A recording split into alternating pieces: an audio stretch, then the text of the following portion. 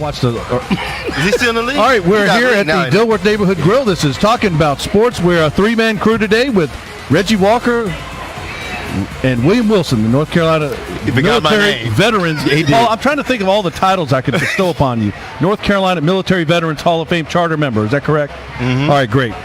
Inaugural class. Inaugural class. Yeah. All right. So I just want to get you straight. We could spend an hour just giving all your accolades from the Ultra Motorsports, Naval veteran, Arkansas Razorback, etc. Founder of the Clother Classic. All right, we got to get the show going. Yeah, I know. That's what I'm saying. We got so much to talk about. Now, NCAA, Reggie Walker, you and I are former college athletes, announced new college basketball policy, including player agents and longer postseason bans. Now, translate that for the rank and file. Well, look, let's backtrack here. So basically all this comes back to the investigation into college basketball by the FBI, which I've been telling people for years. As much as they don't like the NCAA, you better give them more teeth in these investigations, because when money starts moving, feds get involved, and then people go to jail. And then everybody was screaming, oh, this is not an FBI problem. Well, you wouldn't let it be an NCAA problem, so now it's an FBI problem. Let's start there. Now, basically what the NCAA is trying to do is trying to create some things to make the world of college basketball much more fluid with what's going on in the, quote, changing of the times. Here's my opinion. I think this is needless window dressing that doesn't mean anything. None of these new rules are really helpful. I applaud the NCAA for trying to do something, but the reality is the root cause of this, and this is a perfect segue to what I feel like William Wilson's going to say, but the root cause of this is the NBA is forcing kids to go to college, not allowing them to come out and go right to the NBA. This is not an NCAA-created problem. It's an NBA-CBA rule that created this chaos. I agree. I don't think it's the NCAA's job to create a good product for the NBA, Major League Baseball, NFL, any other sports arena at all. I think their job is, provide a platform for college students to play basketball or football or whatever sport it is, and that be it, and be a sanctioning body. Yeah. That's it. When Herschel Walker was in Georgia, he was probably one of those few guys that was NFL ready. But it's not the NCAA's job to make sure he's not in a position to get drafted. If I own the Panthers or the Cowboys or the Steelers, and there's a Herschel Walker type guy who thinks he's ready for the draft, but he's 40 pounds too light and doesn't have the experience, it's up to me to decide, hey, this guy, in a couple years he'll be ready, but I'm not going to draft on potential. He's been another couple years in school, and if he doesn't make it 2 years from now and he's ready, if he's not ready, so be it. We'll bring somebody else. Which is so interesting, because what does the NBA do now anyway? Draft on potential. They draft on potential, and that's why the game is garbage. And the thing is, I went to Anthony Morrow's basketball tournaments he had this weekend, and this way, those invisible fence things for the dogs. I would watch people, the males and females, playing. It's like they would run full speed, get to the three-point lines like the invisible fence kicked on, and they couldn't cross the line. They just pull up. So they were either dunking, shooting threes, and the only thing shot inside the three was a rebound. Yeah, and or dunk. Right, and it's amazing. I say this all the time. One of the guys I always go back to. Who's the last guy in college basketball to average 30 a game?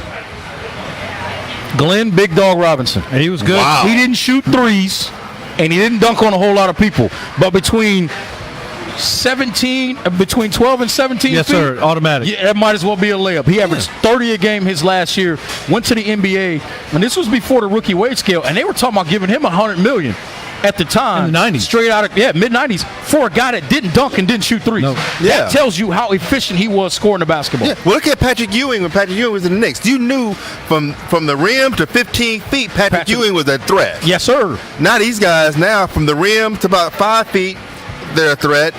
And now you get more and more big guys trying to shoot threes. But that mid-range shot is gone. Is a thing of the past, except for DeMar DeRozan. Yeah, he's one of the probably the best mid-range jump shooter in the league. Yeah. Speaking of that, as we sit here, this is like perfect timing for this conversation. For the Steelers. So Andre Iguodala came out and said Kevin Durant is the best pure scorer from the ever. rim to 15. Now, with that being said, he broke down a couple things. He said, Kareem had an unstoppable move in the sky hook. That's what I'm saying. He said Jordan had the fadeaway, which was unstoppable. Two mid-range moves. Then he said Kevin Durant's unstoppable move is the fact that he can pull up from 50 feet as a 7-footer. Probably the best We're talking about the three-point line as opposed to the efficiency and the higher percentage of the mid-range jump shot. Yeah. They don't even try anymore now because I've long said, and I would die believing this. Now, with that being the three-point line needs to be moved back 6 feet. Move back 6 feet all the way across. 30 feet? We can have it 35 feet. I don't care. It should be worth a risk. Right now, a 3-point. Remember you were a kid playing 21? Yeah. And once you were over like 12 or 13, you shot your free throws from the 3-point line. Yeah. You shot from the top of the key. You didn't shoot from the free throw line itself. These Arkansas rules? No, this is everywhere. Everywhere rules. When you play ball. So what I think what you do now you got guys, the 3-point line is basically the free throw line. Yeah. Because some guys' free throw percentages aren't better than their 3-point percentages. How about that? Because they shoot it so often. So move it all the way back, and the sideline threes, just get rid of that altogether. All right. So let's say you're a top high school guy now, and there's a few in this area, and there's a few all over the country. Do you have an agent now as a high school guy? You have an agent or a family friend? Or Here's why I don't think that makes any sense. Okay, I'm a mid-level prospect. What does an agent do for me? I still have to go to college for a year because the NBA said so. So that's why that doesn't add anything to it. It just allows. Now all it does is fully allows the AAU coach or whoever is speaking for these kids anyway. Now it just fully allows them to do it, number one. And then this whole concept of, well, if you're elite, they can decide. What is elite? Like, who decides that? USA Basketball wants no part of this. They're not set up for it. It just, again, I applaud the NCAA for trying to do something. But at the end of the day, let's call it what it is. None of this is necessary. If the NBA would just get rid of their one-and-done rule, then you got a choice. Either go try to get paid, or if I'm not good enough, I just go to school. We'll have a good and rule. Abide by the NCAA rules. Because here's the other thing. People keep saying the players should get paid, and I'm not saying that's a terrible idea, but here's my point. I think it's a good idea. If they've got an option to go to the NBA, if I'm the NCAA, I don't have to pay them. I don't have to choose to pay them because they have an option to go make money. Right. I have a structure that you either fit within or go somewhere else. Right. The problem right now is they don't have the option to go anywhere else. Right. That's the problem. See, I think like this. One, I think they should do it like baseball. Either get drafted out of high school or do 3 years. Right. That way it's better for both products. But also, I can understand the idea of wanting to get money. But the reason they want to get paid is because, and most, especially, big-time athletic programs, they don't have time to get part-time jobs. Right. Or their scholarship won't allow them to get part-time jobs. So here's your thing. And I think you should be enjoy the whole college experience. You should be able to have the money to take your girl out and get some pizza or whatever. Or take your man out and get some pizza if you're, a female athlete. Oh, okay. Or if you're gay, I don't care. But my thing is, I think what you should be able to do, what you do is this, make it fair to everybody. You say, okay, you can give it, college kids can get $250 a month or $200 a week, whatever the average cost that a college student can make at a real part-time job. Not the $500 handshake, not go work at the car dealership, but you never show up for work, but somehow you riding around in a S-Class Benz with dealer tags on it, and you making $5,000 a month. Like Reggie Bush. What you do, you give them, you say 250, because I was at Campbell University Monday. The Fighting Camels. So Campbell University, they moved up to D1. Mike Mentor's head coach. Yeah, they could. I know that because I make his suits. But he probably could. No, they could probably afford to pay their students $250 or $200 a month, whatever, a week, and then move. What's up, Jeff? What's up, Jeff Hood in the building, CEO of PAL. But here's what I'm saying is, if you can allow these guys make enough money, they can take their girlfriend out for dinner. You circumvent the objections that people have. No, I agree with that. How about this, Reggie? The other thing I will say, hold on one second, because I think that's true. But the one thing I would say, and I've always said this, and I was a college athlete. All three of us went to college, and we know athletes. Mm-hmm. A lot of these guys are crying broke, and they're in the club every night. Oh, yeah. So, while everybody's screaming we need to pay them, let's evaluate what the right amount is, because I'm with you. There should be something, because there's no way you're helping bring in all kinds of money for the university, and you can't go buy a pizza. Now, with that being said, these players need to quit screaming, "I don't have enough money to eat," but they got enough money to be in the club and buy bottles. Because I've seen it with my own eyes. Maybe they're getting freebies from the owner. A lot of times they're getting freebies from the club. That's right. That's what I'm saying. On the side, get this stuff too. $100 handshake. Yeah, well, with that being said, it's a whole lot of girls that work behind the counter at Panera Bread in college, and you can get a free salad too if you want to. Exactly. So don't give me that garbage. Exactly. So that's what I think you should do. Well, never mind. Put something like this. But what happens is if you start letting colleges, negotiate how much you go pay these kids to go. Yep. Like I went to Arkansas, we got more money than brains. All right, we got Walmart money, we got JB Hunt money, we got dealers money. We can go over and say, okay, we're going to go after these 50 guys. Yep. What's going to happen? You're going to have 10 schools that compete for the national championship every year. Yep. The SEC and maybe Penn State, Notre Dame, and maybe 4 or 5 other schools are going to be able to compete because they got all the money and they care the most about college football. Now, let's say if you're a coach at, let's say, at Tony Bennett, University of Virginia, former Charlotte Hornet. Is he going to trust a guy that's draft eligible, that's getting a lot? Is he going to waste time recruiting a guy? Or let's say he as it stands now, he falls through the cracks, doesn't get drafted, he's coming there. He's probably, if he does well, he's gone in 1 year. If you're a coach, do you trust these guys? Well, let's speak to the other problem with these rules changes. Them saying a guy that goes to the combine, he has to be invited to the combine, and doesn't get drafted can come back to school. What day is the draft? I think it's on Thursday night. It's usually June 25th, June 26th, something like that. Yeah. So you mean to tell me he's going to hold you up? College basketball coach has to hold a scholarship until the middle of June? I don't know about y'all, but I've been around college athletics a long time. A whole lot of kids that are freshmen, they show up at the beginning of June for the first summer session. So now you got to tell a kid to stay at home and wait because you don't know if you're going to have a scholarship for him? That's ridiculous. Right. I think that's horrible. John Calipari made a point about, well, maybe it should be if they don't get drafted in the second round. I get what they're trying to do, but here's the other piece of this, and I'm sorry, man. I just got to say this crap because I'm sick and tired of everything being designed to protect people from learning how to make educated decisions. Everybody's like, well, if he thinks he's ready, he can go, but then if it doesn't work out, then he can come back. No, he needs to learn how to make an educated decision. If you're shooting 28% from three and 34% from the field and you can't guard nobody, stay your behind in college, period. Well, see, here's what I think a lot of this is probably going to take care of itself because here's the part that people don't realize, and I have a couple of agents that are clients. Agents have to put a lot of money into player development out of their own pocket. Yep. So a lot of these guys are like, oh, this guy's gonna be a one and done. He's gonna be a this. You can evaluate them loosely and carelessly because they don't have a chance of signing with an agent. Right. When you sit there and say this guy's probably a late second round. Stuff at the showroom. Yeah. When you sit there and say this guy's a second round, whatever, you'll hear. I don't know who they now, Clark Kellogg and all these guys say this now. You're not going to hear it when the agents have to put their own money up because this agent now they're going to do a real evaluation. That's exactly right. They're going to say, you know what? I got to put $50, $60, $70, $80, $90,000 into developing this guy to send it down to an IMG camp to get him development, to get him training, to get him all this stuff. They're not going to put this money into somebody that, well, maybe he's a late second rounder. So I think a lot of these problems, they're going to start getting real, true evaluation. That's exactly right. Chris Sabo's the head baseball coach down at IMG. Former Red, by the way. Yeah. So when you get those guys, like I said, everybody got a plan until they got to pay for it. Yeah, that's exactly right. Once you got to pay for it, like this guy's. I get people all the time with my company. Man, when you gonna start doing so and so? Oh, I do that. When you want to make an appointment? Oh. They realize that then now they got to pay for it. The money comes like, oh, now all of a sudden things change. And see, that's people's problem. It's all well. I'm not gonna go down that business tangent, but the hookup is the problem.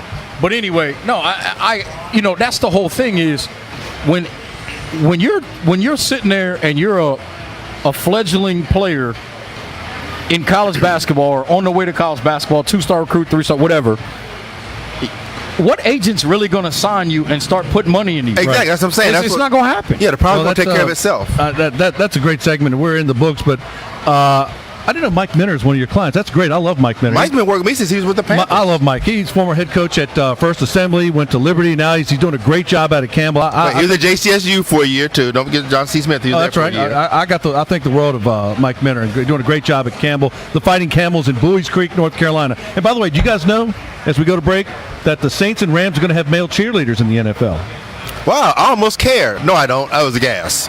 We've got that and much, much more. We've got college football to talk about, trouble at the top of NASCAR. This is Talking About Sports from the Dilworth Neighborhood Grill. Come.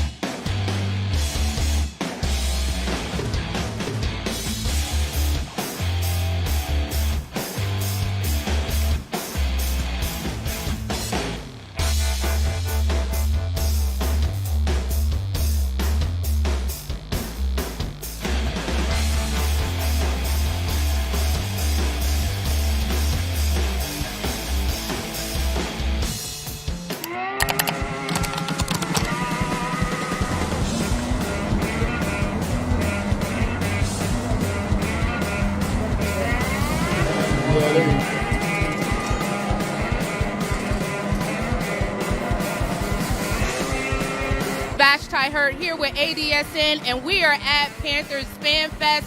Football fever is in the air, and everybody's excited. So what are we doing? We're talking to fans about it. Yeah, all Panthers fans, number one, baby.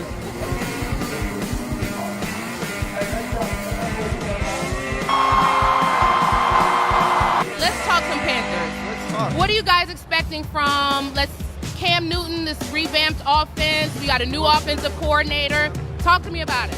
No, I think we're going to have a fantastic year. Christian McCaffrey's going to have a rejuvenation. We finally have an offensive coordinator that can play to his strengths.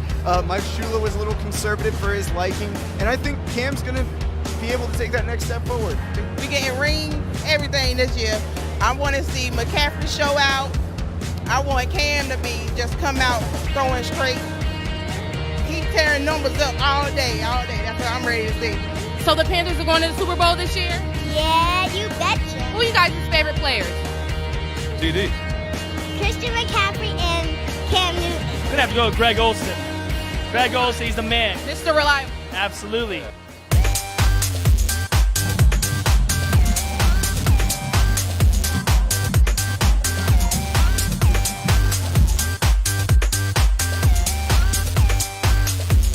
Do you guys follow Cam on social media? I do, Instagram. What do you think? I mean, he's gotten his swag back or no? I don't understand the way he spelled stuff personally, but he definitely has his swag back, no doubt.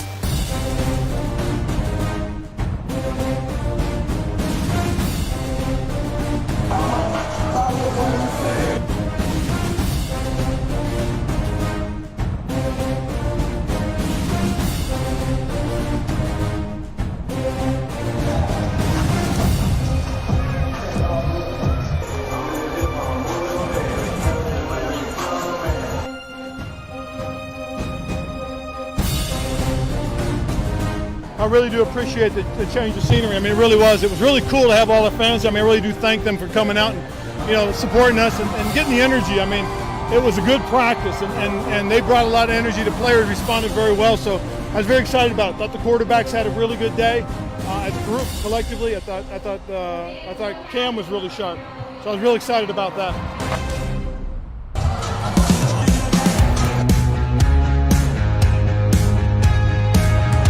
All right, let me get everybody's best Panthers growl.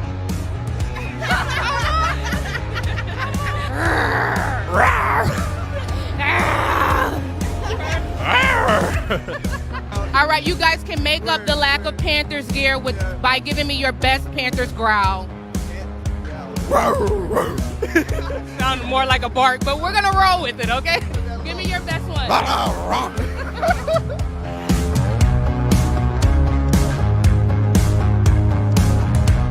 All right, guys, we heard from fans here at FanFest, and one of the recurring themes is that everybody's just excited about football. And how about those roars? Roar! Keep pounding. Go Panthers. Thanks for watching.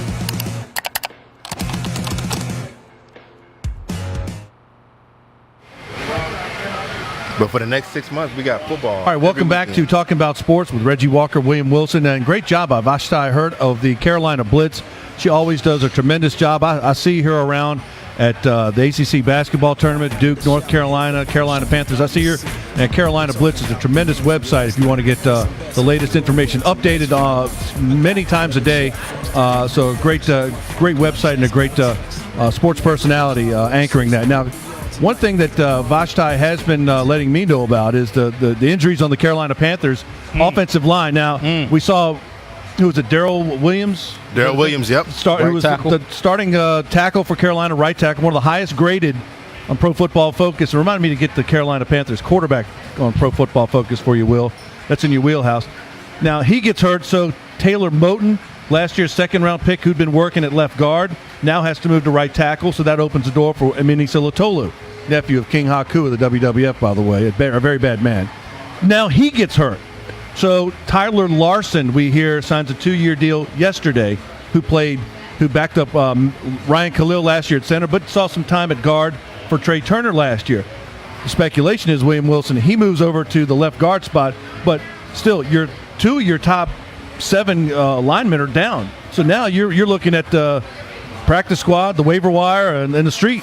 If I'm the Panthers, I'm not looking at practice squad or anything. I'm not looking at waiver wires. I'm looking strictly at street for experience, because your line is that's your first line of defense, and Cam's gonna need all defense. Cam's learning a new system, so he's not gonna be able to read everything as quickly and react to it as quickly. So he needs as much protection as he's gonna need. Don't look for Jordan Gross. He's smaller than the kicker now. Oh yeah. So you can't bring up, now you got guys that barely have any experience to start with. Now they have no experience trying to learn the speed of the game and playing out of their natural positions. That's a recipe for danger. Now, I'm not the biggest football guy, but I am a strategy guy and I'm a business guy. To me, that's misallocation of funds, and you're gonna mess around and go bankrupt. That's how I see that. Well, I wouldn't. I agree with everything you said except for the misallocation of funds part, and here's why I say that. One problem with they haven't gotten to that point yet because they're still at a 90-man roster. Mm-hmm. But I get your point. I completely understand it. Right.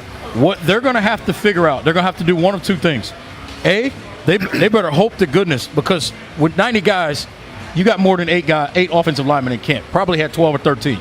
So now you're down to 10. You're going to have to find 8 that can play. Mm-hmm. If not, what you need to do, the first thing you need to do is probably find a guy that might be, to your point, on the street that's played in North Turner's system before.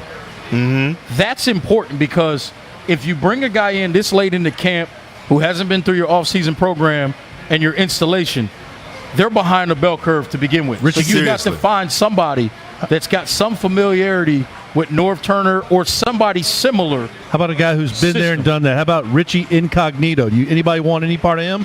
I take him. Listen, at this point, he's here's available. The thing about Richie Incognito, and we just kind of talked about this off camera, about different things that go on in people's lives. At the end of the day, in an NFL locker room, the only question you got about a guy is, can he help me win football games? And one thing about Richie Incognito, you're never going to hear me call him a great player. He's just a guy. But you know what?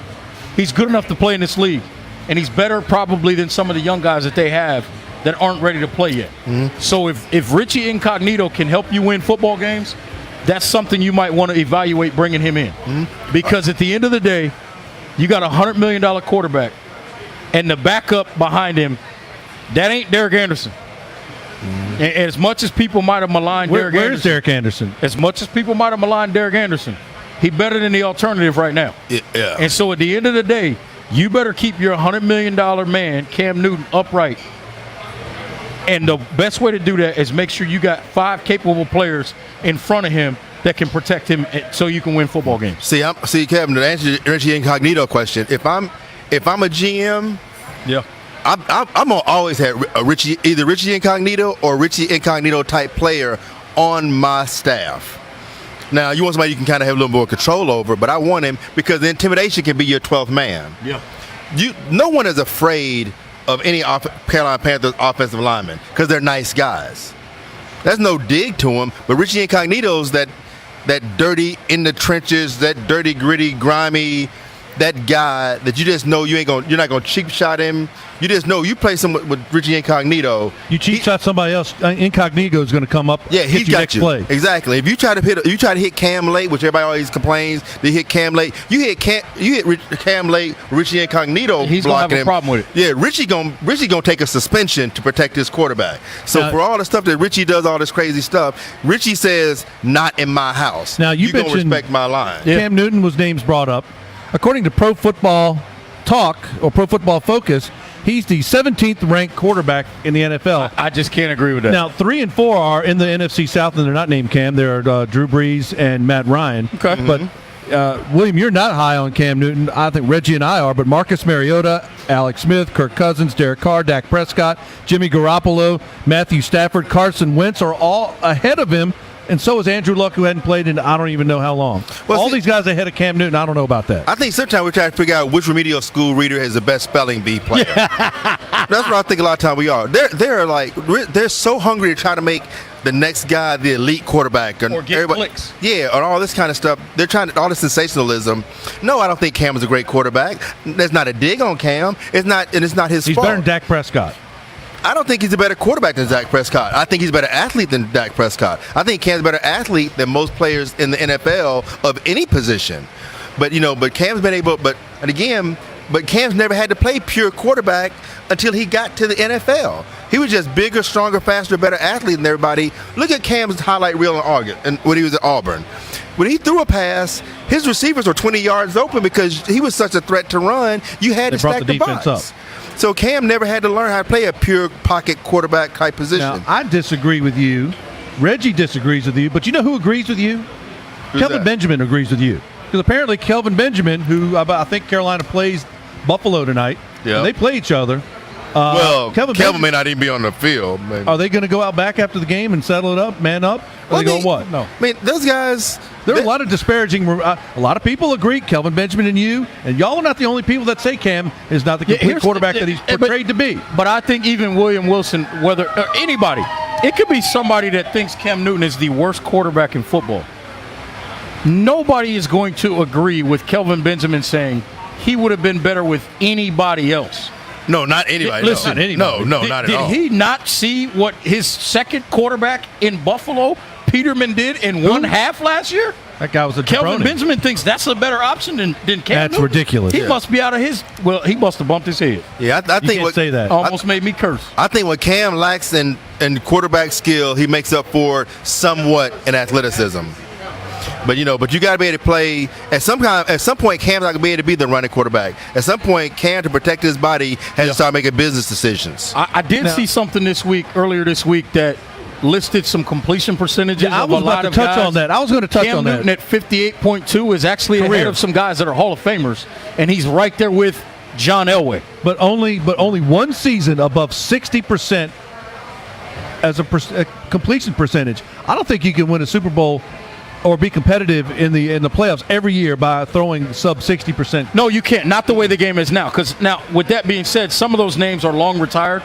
They played in a different era where it was more about running the football. Roman Gabriel. With the way the game is set up now, with so much passing, you're right. 60%. You got to get above 60%. I say all that to say, even myself, I watch Cam and I've made comments about his accuracy, and for me, a lot of it has to do with his mechanics. But with that being said, I'll accept that some of it is my ignorance and not doing my research, because I didn't realize some of these great quarterbacks have completion percentages similar to or worse than his. All right, we got a couple of guys that have chimed in. Philando Clark has been saying, Cam throwing off his back foot. We've been hearing that since Cam got in the league. Chris Everett or Jim Everett. But Kevin Porter has always said that. Okay. Said Cam can't throw his 4 basic passes.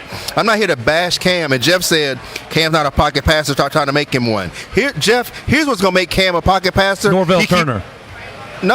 He keep getting hit by linebackers and defensive ends because he keep taking off running. At some point, your body can't keep taking those hits, because what's going to happen, Cam will eventually, no matter how big he is, Cam's going to keep getting older, and these defensive ends going to keep staying the same age because they're going to be getting replaced. Yeah. So he's going to be 28, 30 years old, getting hit by 22-year-old young bucks. And let me ask And the thinning of the O-line is not helping either. Let me ask this question too, because we often talk about Cam taking off running a lot. At what point are we going to say, why can't these receivers get open? Well, they got a new one now. Because besides Greg Olsen, Kelvin Benjamin, I like him. Cam's best 2 years was the 2 years Kelvin wasn't around. That's true. Their record without him is way above 500. So let's do the math. It's below 500 with KB. I'm saying, like I tweeted earlier this week, Kelvin Benjamin did one thing.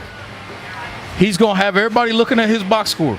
And if he finished this season with about 45, 50 catches and about 600 yards and about 4 touchdowns, KB, we thought Cam was the problem. Is some clearly it's you. Because he said Carolina was a bad fit. No, as Shannon Sharp said, no, the buffet was a bad fit for Kelvin Benjamin. Yeah. Show up in shape. Yeah, you can't keep showing up overweight, not producing. He needs to learn how to push back. But I'd also say this. Sometimes the quarterback wide receiver combo doesn't work. But let's look at something the Panthers have done. When Steve Smith was their best receiver, they got rid of him. Best receiver in the history of the franchise. Yeah, I would say. they got rid of him so Cam could be the guy. Yeah, Jericho Cotchery was their most reliable receiver. And next thing you know, he's gone. Cam has been overthrowing guys. When he was overthrowing 5'10" 6 foot guys. Well, they're not tall enough. Now all the receivers are 6'2", 6'3", 6'4", and he's still overthrowing about the same height. At some point, Archie Manning, I think, is the most overrated quarterback in the history of the position. Archie Manning, yes. And the one thing I always hear about Archie Manning, well, he was a great quarterback who didn't have anybody around him. Great quarterback, but everyone else, great quarterbacks make players better. Why doesn't Archie Manning have to make players better? I don't see where Cam makes his players better. Yeah, but great receivers and catch radius make quarterbacks better. Archie Manning ran around. He had a bad offensive line. Steve Smith made Jake Delhomme look like an all-star. And he's the greatest receiver in the Panthers history. I'll get you, Smitty. We love you, Smitty. Come on down anytime you want, Smitty, if you're around. Steve Smith, a straight stud. Yeah, and he'll let you know that. Toughest man in the history of the league, pound for pound. I'd put Steve Smith up there against anybody. Now, completion percentage, overrated as Corporal Kirk Cousins, always throwing when the team's down at garbage time. That's just out there. All right. Jeff Hood said, we don't have 6'10" wide receivers to catch the ball. We're just getting started. We got the NASCAR to talk about. We got some college football. Free Shoes U is not Florida State anymore. It's North Carolina. We're here at the Dilworth Neighborhood Grill with Reggie Walker and William Wilson. This is Talking About Sports. 6'10", got to get open.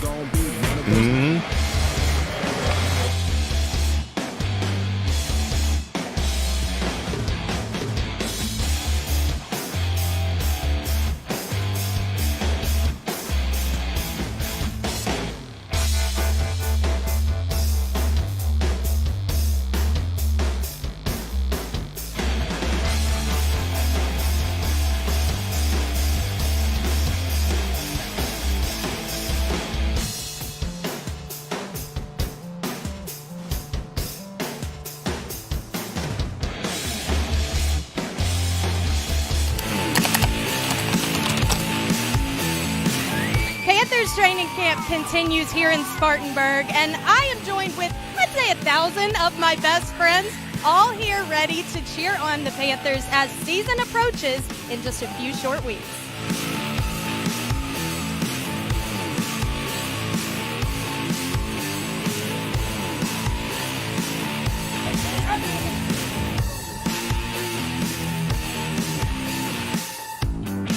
I tell you guys, the biggest thing I see every day, and I'm really pleased, has been the consistency of our quarterbacks. I think the decision-making process has improved. I think those guys have sped up their decision-making, footwork, all those type of things that you need to be efficient. But, I think a lot has to do with the way Norv sees things and the way Norv's doing things. It's a different way, so that's been good. He had a sore leg, and we wanted to check it out, so we sent him in to get it checked out in Charlotte. If we lose anybody else, if they come back with bad news, obviously we'll be concerned. So, we like where we are right now. We think we've got solid depth, and we got a couple of young guys that we really got high hopes for as well. So we just have to be really smart and hopefully lucky a little bit too. Hanging out with Mario Addison. Mario, you just finished up practice for the day, but you had the opportunity to spend some time with some kids here from the Boys and Girls Club. How important is it for you to give back in environments like this? Oh, it's very important. Like I tell all the reporters, or anybody who asks me, when I was growing up, I didn't have all the activities that these young people have these days. So since I didn't have it, it feels good to be able to come back and give back to those guys. That way they can have it. Are y'all having fun today? Yes. Yeah. All right.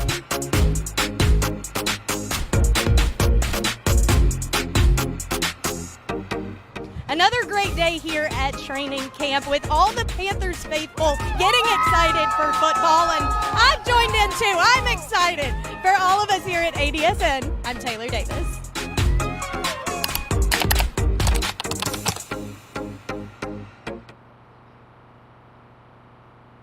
Yeah, it's too many games. It's too many games. It's too many.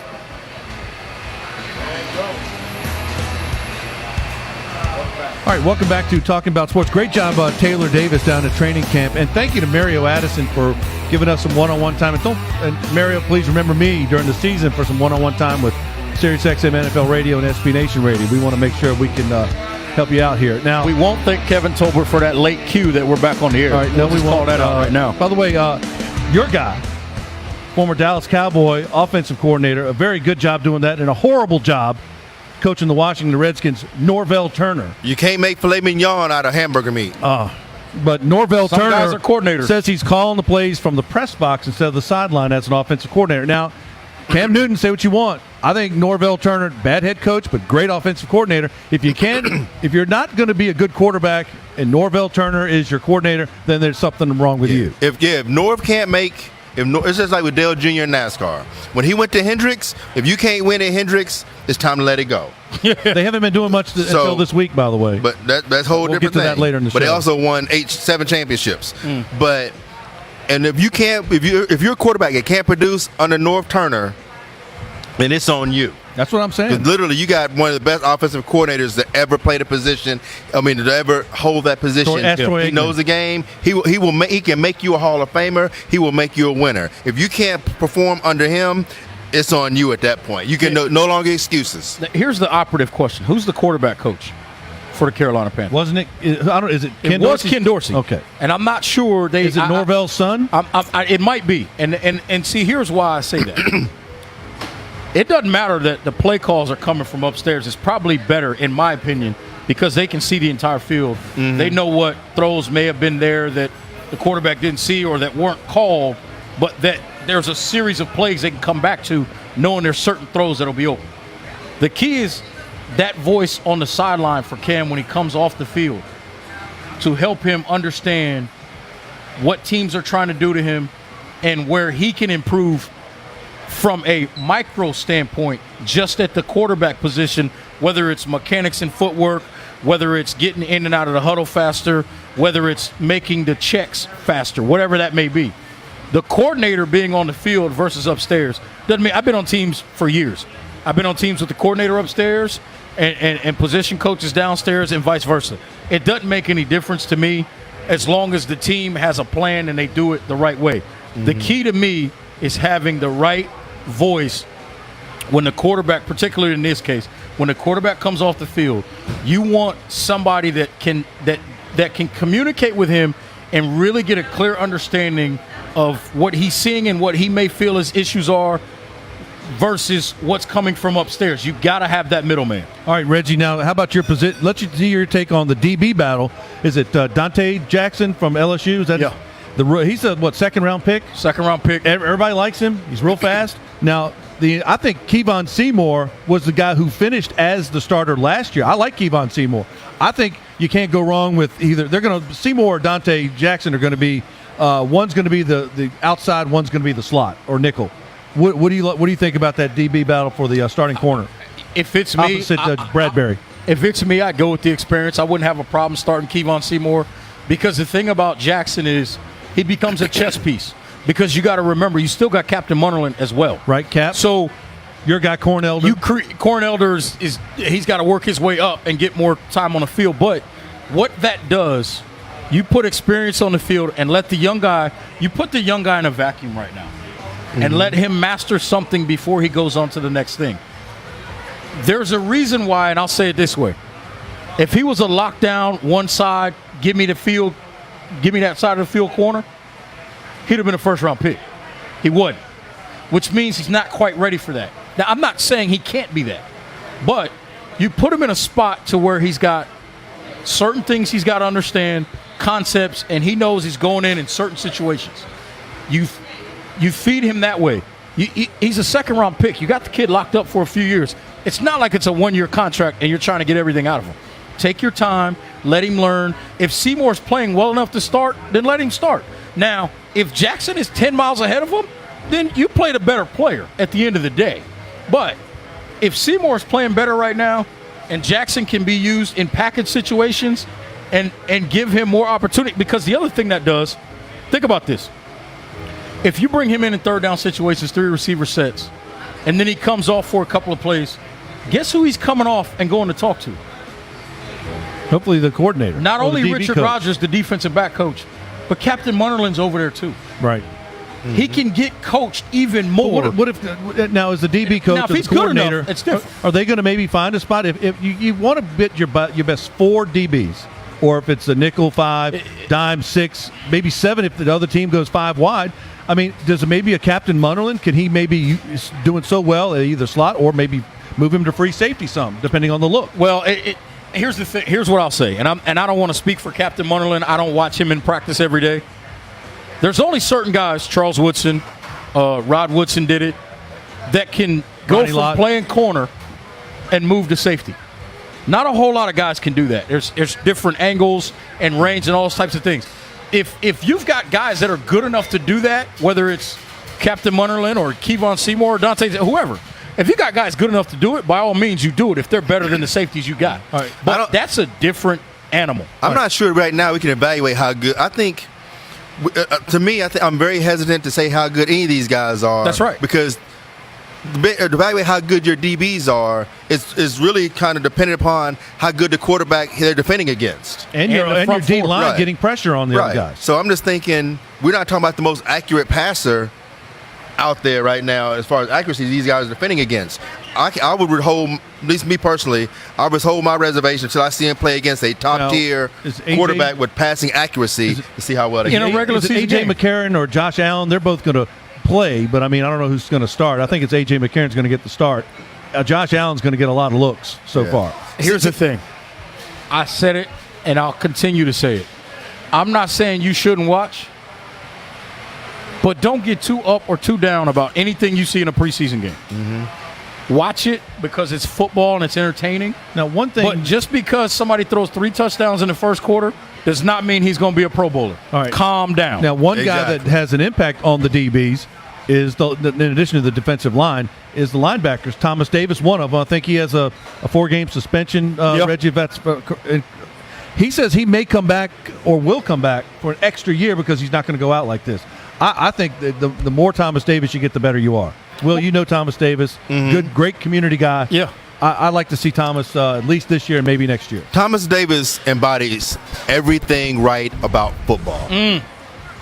I will say that again. Say it again, please. Thomas Davis embodies all that is right about football. If you're going to take one statue down, put one of Thomas Davis up. No, you put a statue of Thomas Davis up. No matter just what. because I think Steve Smith deserves a statue. Yep. But I think Thomas Davis deserves a statue. Ring of Honor. But not even for the football stuff. Thomas Davis, when I think of who is, like, when you think of community service, out in the community, out doing things, out and about, it's Thomas Davis. That's what I think about. Thomas Davis, when no one else was really out there doing the stuff, Thomas was out there. From day one. From the day he walked in, doing great stuff, supporting not only his own charities, but other charities. And Luke has followed in that mold, but TD cleared the way these other guys to do this. What Greg is doing is great, but Greg is doing this because his kids had the hard stuff. If his kid wouldn't have this stuff, would he be doing this? I don't know. I can't say he would or wouldn't. But TD is doing a lot of stuff to help people that don't have anything to do with what his situation was. He's an all-pro human being and a former Walter Payton Man of the Year for his charitable contributions. I want to make this point because I'm sick of hearing this garbage about Shaq Thompson.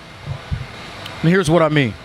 Everybody's saying he's got to step up, he's got to play better. Listen, TD's playing like a Pro Bowler.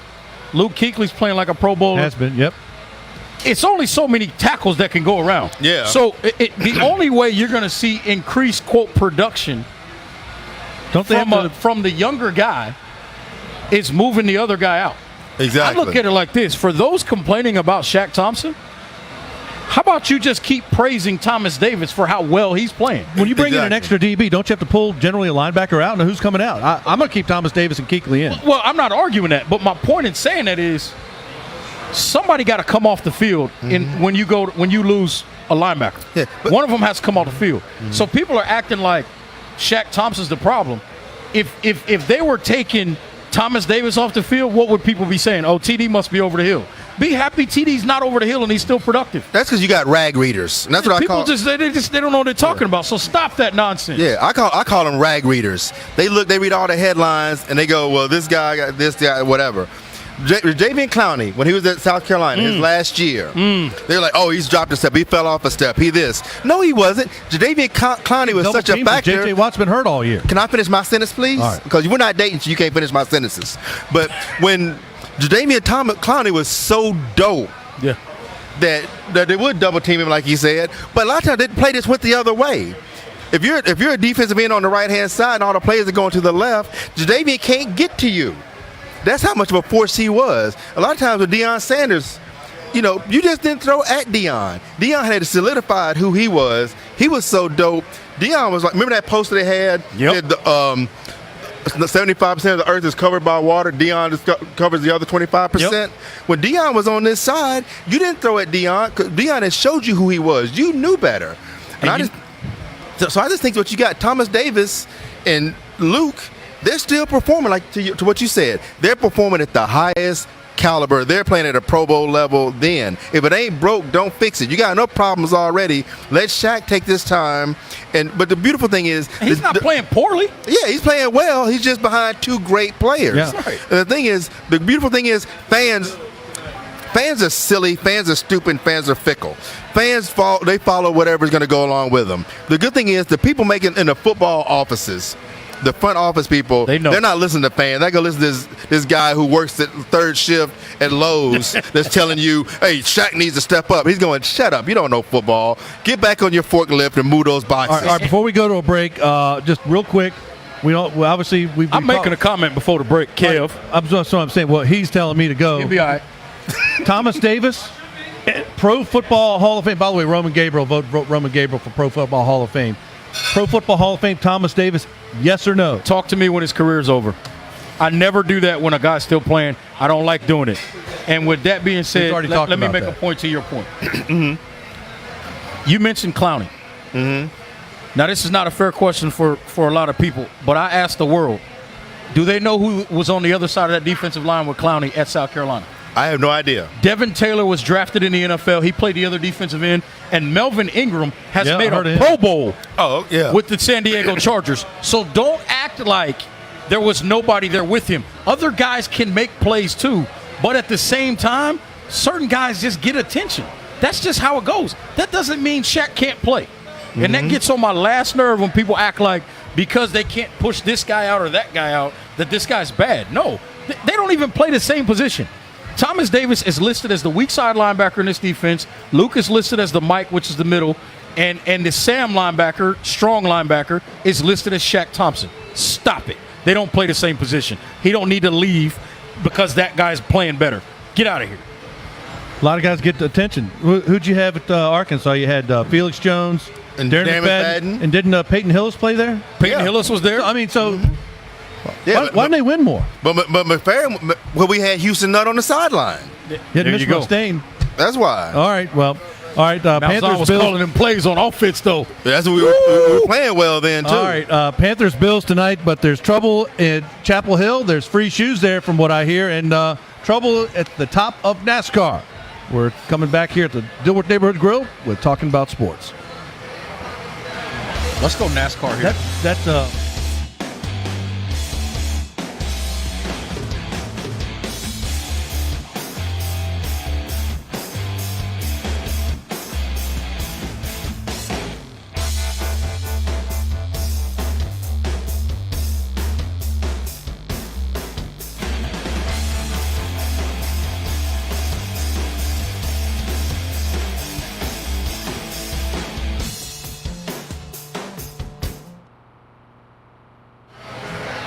All right, welcome back to Talking About Sports. We're here at the Dilworth Neighborhood Grill with Reggie Walker and William Wilson. Now, Reggie says we're going to talk NASCAR now, so I'm not going to dispute that. Vroom, vroom. Great race, by the way. Before, Will, you've been in NASCAR a long time. And we texted during the race. And I thought I was the only guy that saw that Chevrolet has not been fast all year long. And we're about a month away from the playoffs, from the cutoff. And I haven't seen Chevys out front. I've seen like Kevin Harvick and Kyle Busch and Martin Truex, and none of them drive Chevys. I haven't seen a Chevy out front, but Shazam! There's a Chevy out front. And it's the golden boy behind the wheel. Chase Elliott. And by the way, Chase Elliott's dad won a road course for his first race win at Riverside. And Chase Elliott's out front, and for coincidentally his first NASCAR win at a road course. Do you see too many coincidences, Will, or is it just a fast car, just one of those racing deals? I think it was way too many coincidences for me because it was just you can make jumps. And me and my buddy Kevin Porter, who's been chiming in, we've been texting about this week. You know, teams make jumps, but that wasn't a jump. You went from being a 4th round pick to a number 1 overall pick. That's the kind of jump that they made, that Chevy made that week. That's just ridiculous. You don't see a jump barely that high. a top 10 finisher all year. Yeah, and he did it on a road course. Well, these guys don't race road courses that often. So I think there was something a little hinky about it. But, you know, it is what it is. You know, NASCAR got their golden boy. They had the thrill of victory and the agony of defeat in the same week. Now, so NASCAR was the wide world of motorsports. I'm watching the broadcast, and Dale Jr. and by the way, Jeff Burton, I think, does a tremendous job announcing. Jeff Burton does. I just wish I could tell the difference between Jeff Burton and Dale Jr. sometimes. I don't know which one of them's talking to me. I can tell, but I mean, I don't know. Because they get so excited, but they sound excited. They sound like racers. I enjoy the pit guys and the on-course guys were like, they were pretty much giving Chase Elliott the most popular driver of the year award. And the fans are cheering. They can hear everything over the rain. They can hear everything. And Chase Elliott, they've just anointed him. He's the next guy. Oh, he is. Just like Dale Jr. walked in, because everybody loved Dale. Chase Elliott is the new guy because everybody loved Austin Bill from Dawsonville. You know, he like that he talk to you like this, so he brings some of that stuff back to you. He brings back that old feel. He said they're gonna have a good time at the end of the race. You know, but Chase is gonna. But think about it. But Chase walked in before Chase drove his first Xfinity Series race. They knew he was going to take over the 24 car for Jeff Gordon. Yeah. They literally, he came out the womb with the table set. He just had to grow up old enough to be able to eat the solid food. That's just what it was. So Chase Elliott has been crowned the heir apparent. That's just what it is. That's how it's been. Now they need him to produce. And that's the thing that, and we talked about this in the past on this show.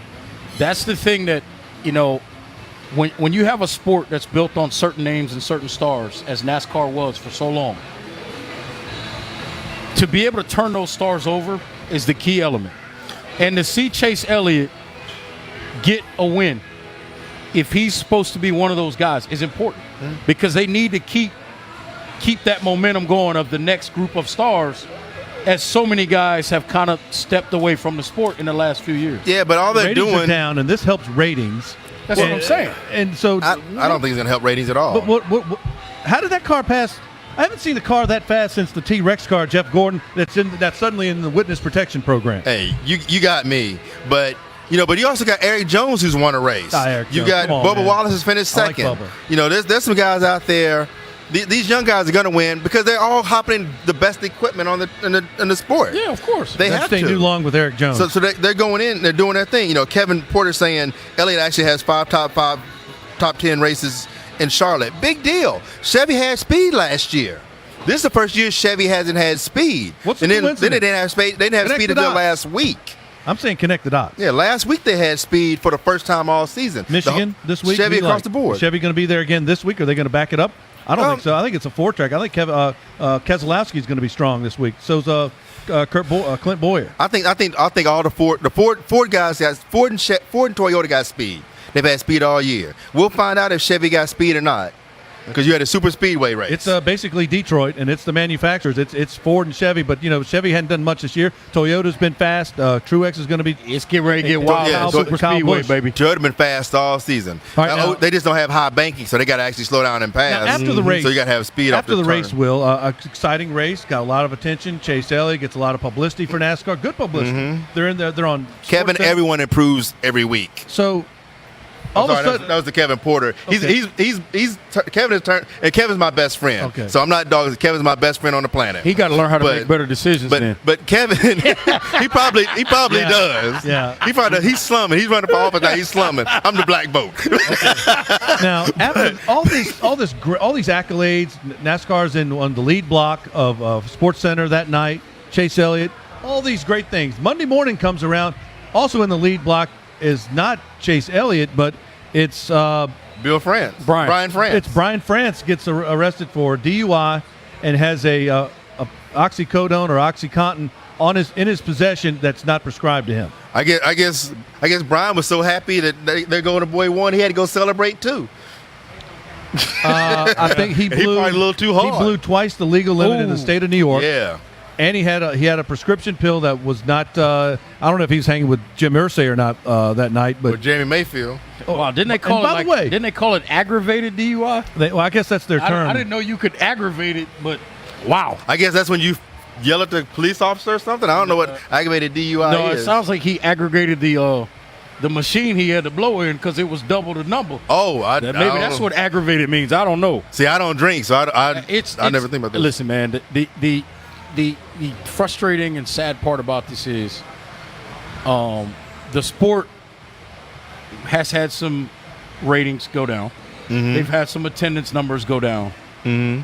And then I'm not going to say the face, because I would argue that the face of the sport is drivers, not Brian France. No. But the head of the sport, per se, most gets involved NASCAR in something like this, and it's just frustrating because here's the other piece of it.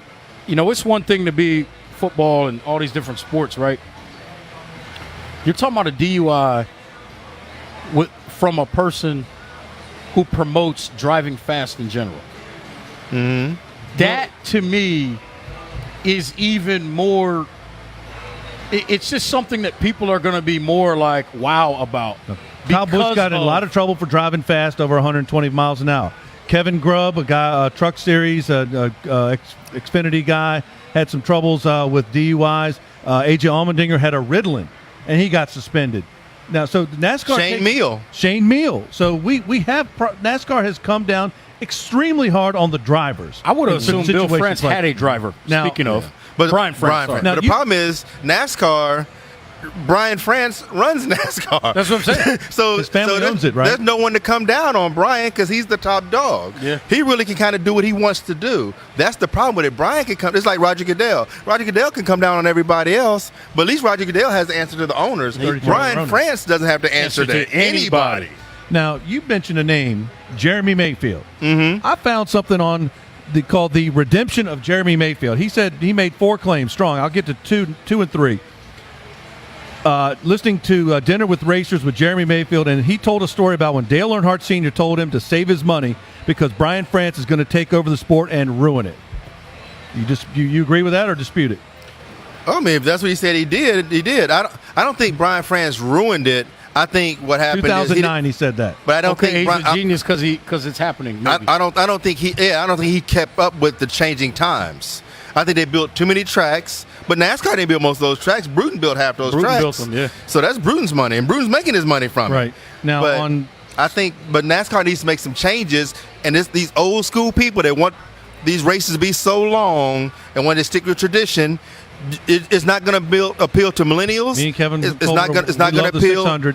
And I don't. I think the 600 is too long. You love the Roval. People are not going to watch. I can't wait to see it. People are not going to watch 600 laps. Yeah, I love NASCAR. I know. I was in NASCAR 5 years. I got championship rings. I struggle to watch the races. It's so if long. I struggle to watch it, how do you expect it? Because the thing is, the hardcore fan is like the NFL. You know why the NFL doesn't care what anybody says?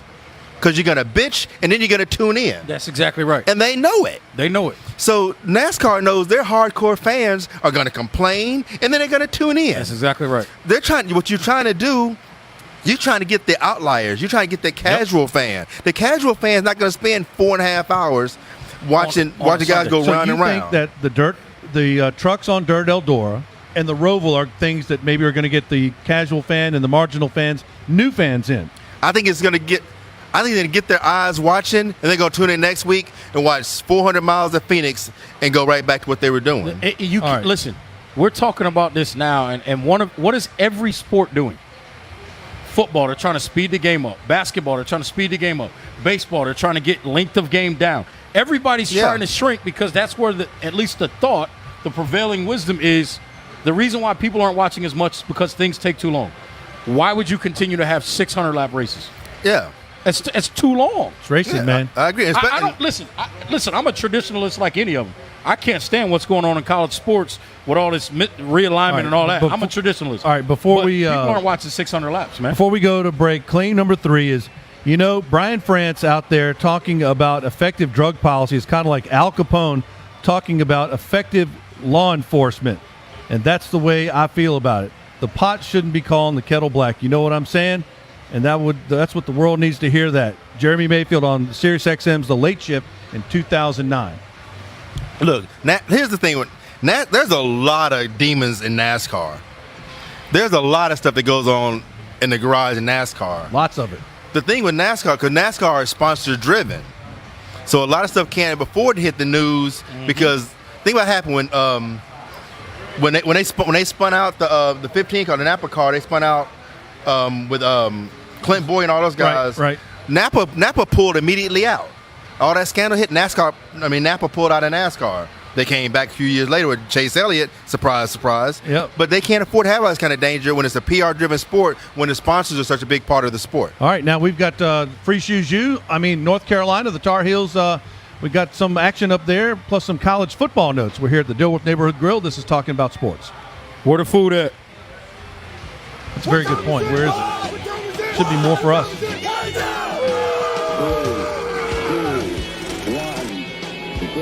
Welcome to Talking About Sports here at the Dilworth Neighborhood Grill. I think what was interesting was last preseason, it seemed like the team was like penalty after penalty after penalty. Can we put him on the field with these other four guys and create situations where nobody is able to be doubled? They started competing and recruiting and getting defensive linemen like Alabama. I think that's where you're starting to see them really take that next step. Yeah. He's one of 6 centers in NBA history to have an average of double-double in their first 13 seasons, and he's up with the names of Moses Malone and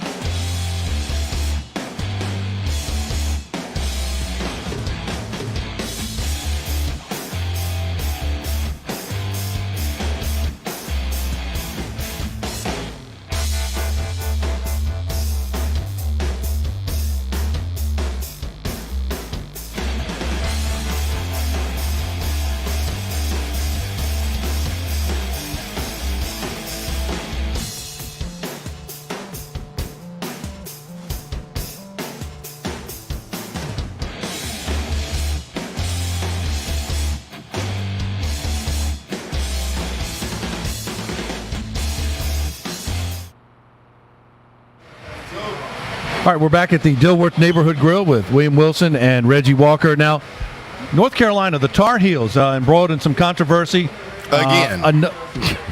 William Wilson says that's again. Chaz Surratt, from Lincolnton, starting quarterback, had some injuries last year. One of many players that came under NCAA scrutiny for apparently selling gifts that were given to them for straight cash homie.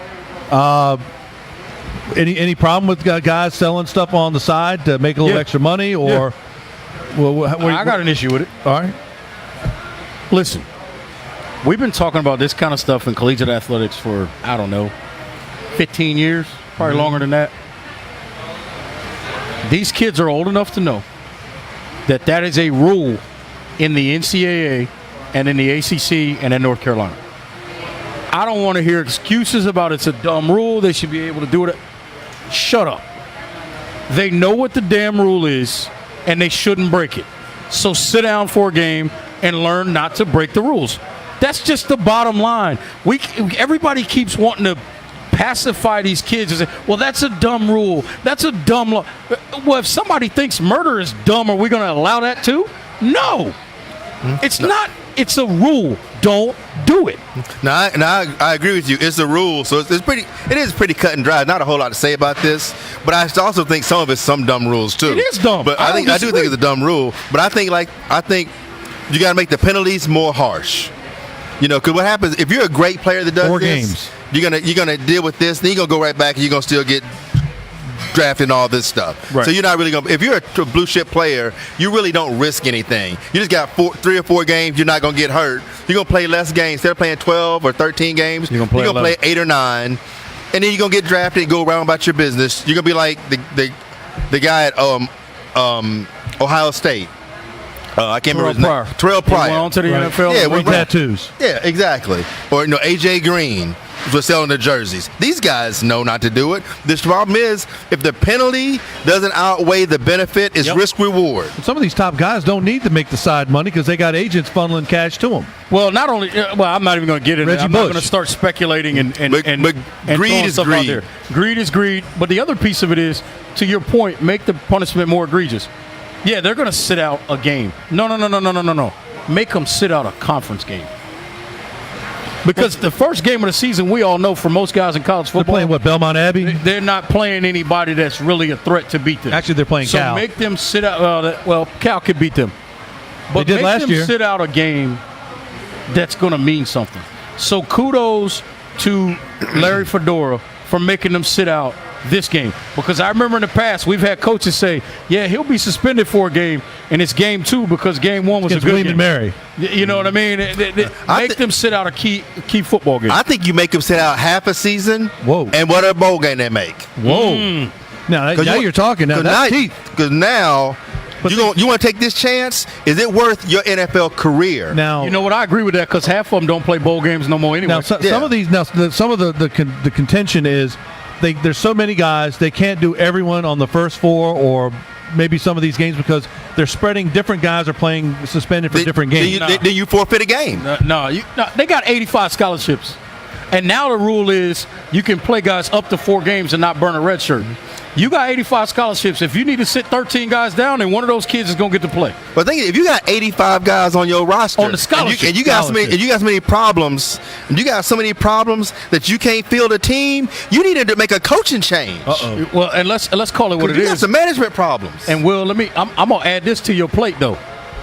We That's need some just plates 85 out here. scholarship guys.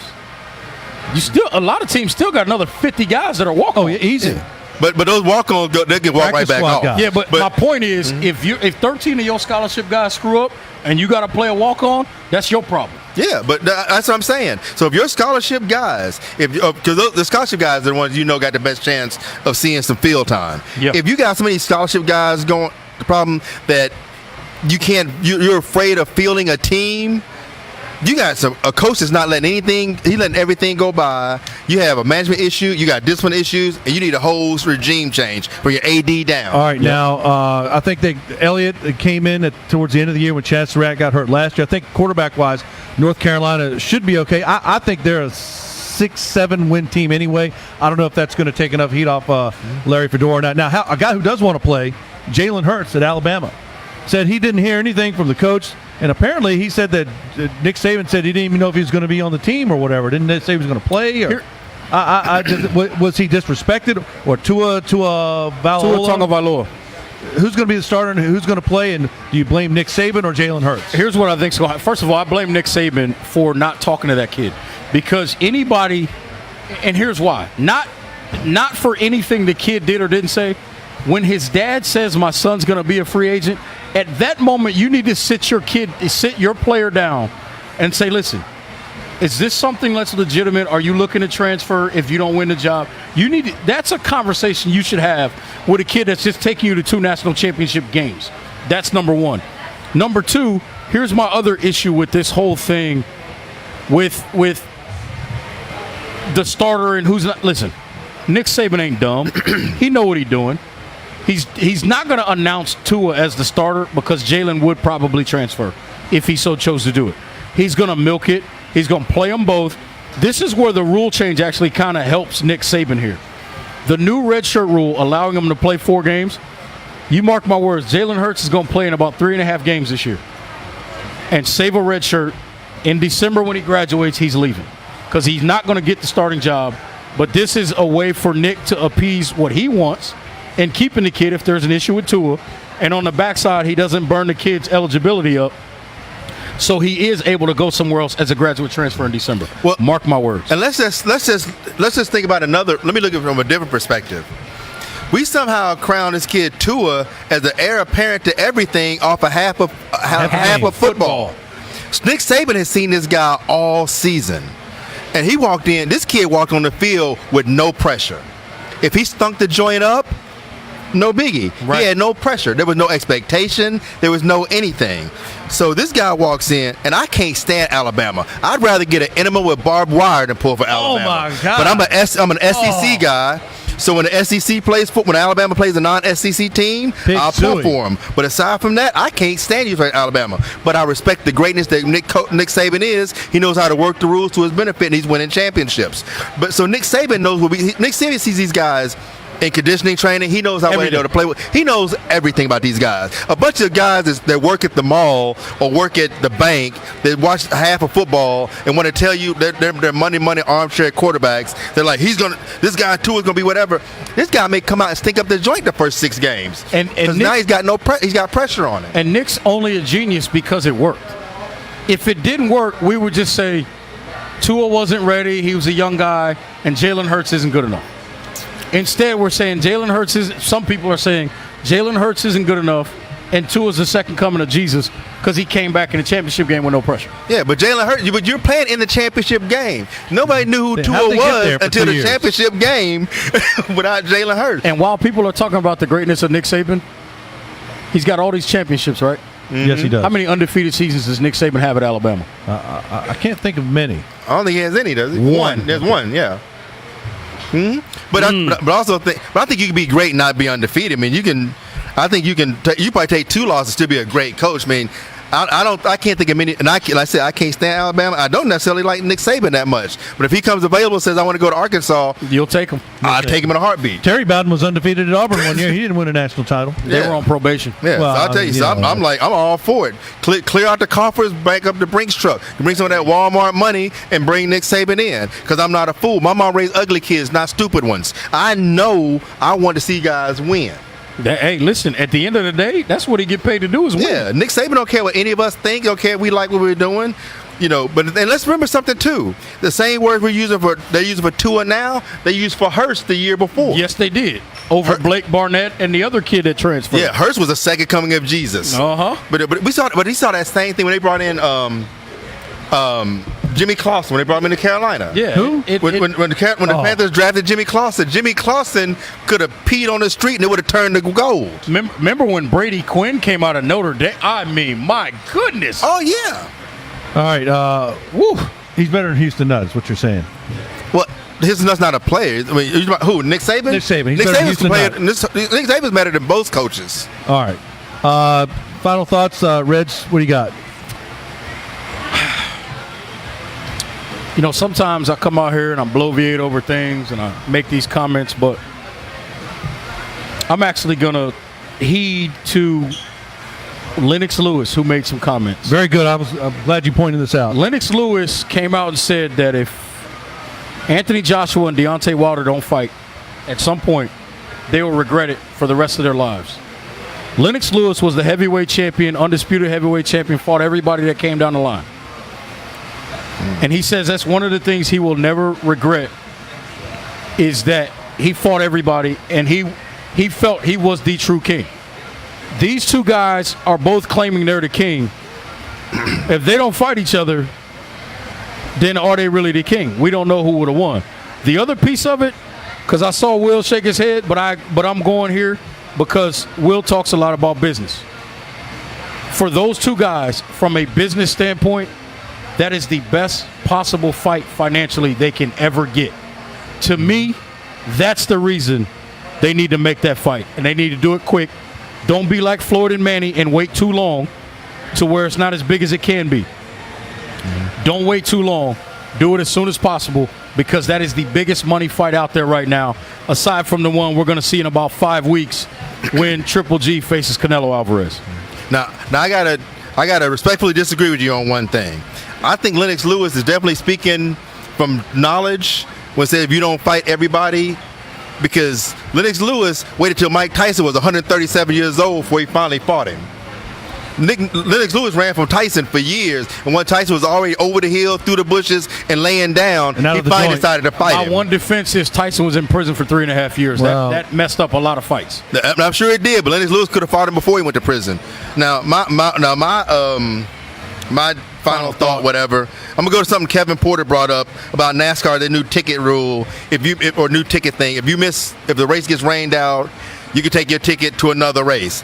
That is the most ridiculous rule I've ever heard. That's like saying if I win the lottery, I give you $1 million. Yeah. But I ain't gonna play the lottery. That's the most ridiculous piece of air. Because if you live in Charlotte and the Charlotte race just rained out, and the next race is in Phoenix. I'm not going. Or it's in Dover, or it's in Martinsville for that matter. Charlotte, you live here. All you got to do is just drive up the street and go to the race. Now you got to go to Martinsville. You got to get a hotel room. Yep. You got to feed your kids. You got to do all this other Can't go to stuff. North Wilkesboro, Ain't gotta Rockingham. drive. You know, no, that's the most ridiculously overinflated, sound like something that is really nothing. This is a Don King type statement right here. This is the most ridiculous. Anybody that thought this was a good idea, Brian France may have come up with that. I got some oceanfront property to sell you, not in Arizona, in my condo. Brian France may have come up with that last Saturday night. That sounds like something he probably told it to the police. He probably said, hey, if you miss the race, I give you tickets to the next race. I already said, do you know who I am? Anyway, my final thought goes out to Bobby Bowden, the Hall of Fame great coach at Florida State. He's taking up for Joe Kennedy, a high school coach in the state of Washington, who lost his job for high school games on his own, not anything state sanctioned or anything, privately, off on the side, knelt in prayer, and he lost his job. Are you what? And Bobby Bowden is taking his side, and they're going to fight this all the way to the Supreme Court. So, and I hope they do. And they do. He can't take. A lot of people get in trouble for taking a knee. This guy did. You just got to be consistent. That's all I'm saying. Well, it's all two different leagues, but I agree with you. We're in agreement on that. So hats off to Bobby Bowden and a great job. And I'm glad that you're taking and helping out Coach Joe Kennedy in the state of Washington. For Kevin Tolbert, Reggie Walker, and by the way, John Tobias is on indefinite suspension for conduct detrimental to the team for unspecified team violations. You're welcome back anytime, JT. For Kevin Tolbert, Reggie Walker, William Wilson, I'm Kevin Casey. We're at the Dilworth Neighborhood Grill. So long for now. Let's eat! Chusky, where's the food?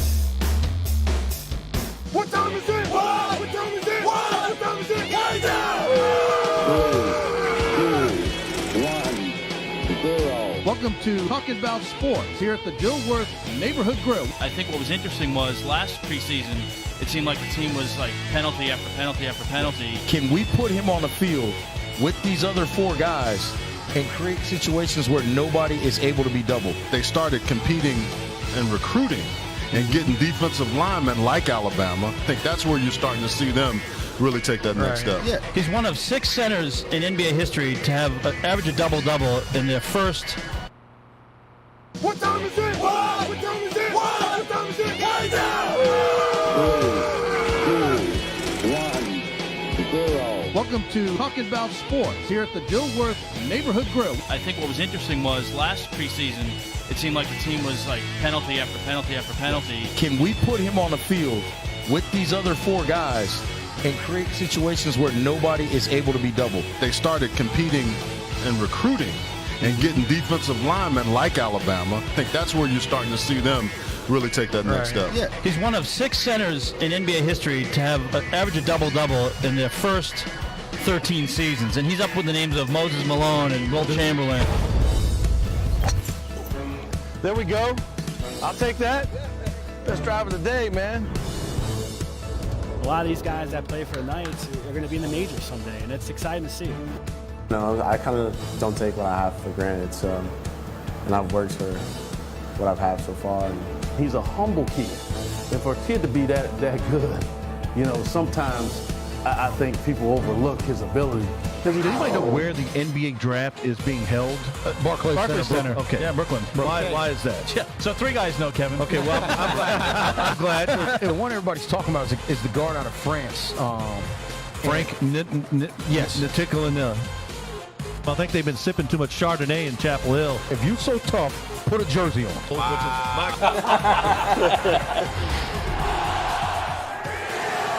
Get ready for a new experience. We're talking about sports on ADSN. The thing from Bobby Bowden. He is the best high school player in person that I have ever seen.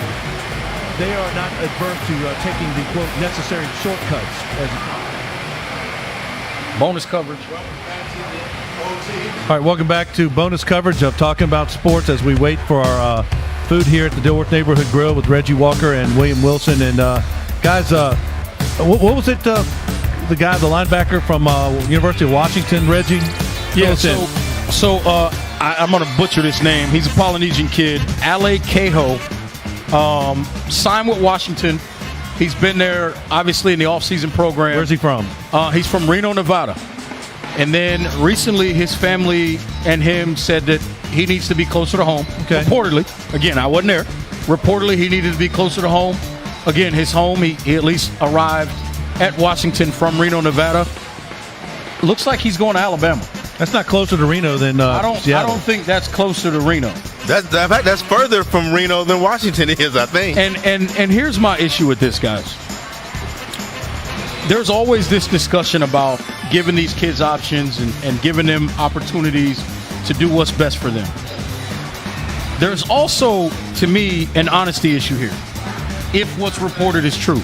If you just wanted to actually go to Alabama, just say that. Chris Peterson probably would have let you go anyway. Yeah. But to play the I need to be closer to my family game, now he may have a grandmother or somebody that lives in Birmingham. I don't know that. But to play that game and to find your way that far, that much further away is an issue. And my bigger issue is a lot of fans and a lot of pundits and a lot of NCAA haters would have been saying Chris Peterson was wrong for not giving this kid his outright release. If he didn't. He did it, and this is what happened. To me, this is shame on this kid and his family. I'm sorry, maybe I'm a traditionalist, but I think that's terrible, that's messed up.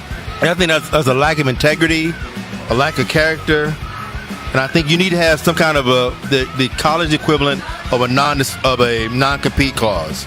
Give a radius, and if it's something that already exists, then it should have been obviously wasn't adhered to, or the radius must be the entire country. A lot of teams do the thing where you can't go. We'll let you out, but for not conference. But I'm not talking about what a team get to do. I'm talking about it should be a rule, just hard and fast across the board. Here we go. So if I leave Reno because I need to be closer to home. But my home is great. I'm from Gregory, Arkansas. All right, the closest schools to me is Arkansas State University, University of Arkansas Little Rock, Memphis, and University of Arkansas. Right. Those are the closest schools. So that's like within like a 2.5, 3 hour radius. Yep. Memphis is an hour away. University of Arkansas is actually the furthest from my house. Of them, and that's still under 3 hours. So say your radius is 3 hours or whatever, you can go to any one of those schools. If you're good enough to go to Washington or some of these other schools, you could get a scholarship to one of these schools. He's a 5-star linebacker recruit. Yeah, you're a 5-star recruit. All right, we interrupt this broadcast for some important information. Steve, what's going on here today? Hey, man, football kicks off tonight. Panthers start off at 7 o'clock. This place is going to be rocking tonight for sure. So we're doing $12 domestic buckets of beer. Come with a bucket of 6, or we're doing 18 for imports as well. Come on down for the game tonight. It's going to be a good time. All right, what do we have out here? You're going to go over here in the middle? Steve, what do we have here for us right now, more importantly? So the most important piece right here is the hamburger pizza that I made here. It's got a little extra cheddar cheese as well as some mozzarella, some hamburger and red onions on it. Our famous steak nachos that are just piled high. And then we also have our spicy sweet wings here, one of the most popular sauces that we have. From the order of 12 now. Lots of stuff going on for home Panther games, not just exhibition, but regular season. You got a shuttle. You got lots of stuff going on for home Panther games. Oh, yes, man. Usually every Sunday, obviously, most of the games are on Sundays. We have a brunch going on, 10 to 2. After the brunch, you can feel free to hop on our shuttle. It's free, and you can park here for free as well and head on down to the game. Or if you can stick around and watch it if you'd like. And then if the shuttle brings you to and from the game, about a block from the stadium. Free parking. So you can get imbibed and you can get hammered. You can do whatever you want. Maybe Mark, what's his name? Brian France could jump on the shuttle. That would probably be a good idea. He's not going to be driving anytime soon, Will. Not anytime soon at all. All right. Thank you very much, Steve. And gotta love it. Ahead of NASCAR can't drive. Gotta love that. Guys in NASCAR can't drive. Eric Jones is one of them. That's just my opinion. Why do you hate Eric Jones so much? Because he wrecks a lot of cars. Then you would have really. What are these cars he keep wrecking? Joe Gibbs cars. But you like AJ Allmendinger? I do like AJ. He doesn't wreck that many cars. He used to. Well, he's driving for a team that can't afford him now. When y'all get through arguing, I'm ready to eat. All right, let's go. It's over. It's time to buy it. Mountaineer Mike.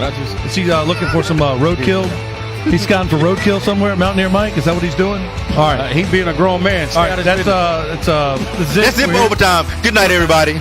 So long, everybody. Where's that stuff? Give me that. Cam's gonna drag this stuff out, doesn't he?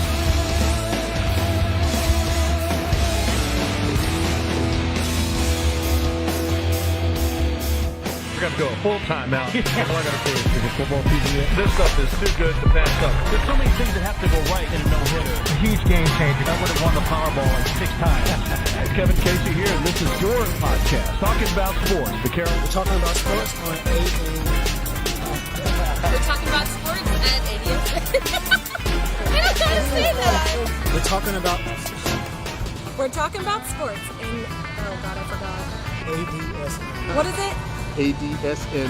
ADSN, okay. Yeah. We're talking about sports. Talking about sports. We're talking about sports. Talking sports. Talking about sports. We're talking about sports on ADSN. Talking about sports on ADSN.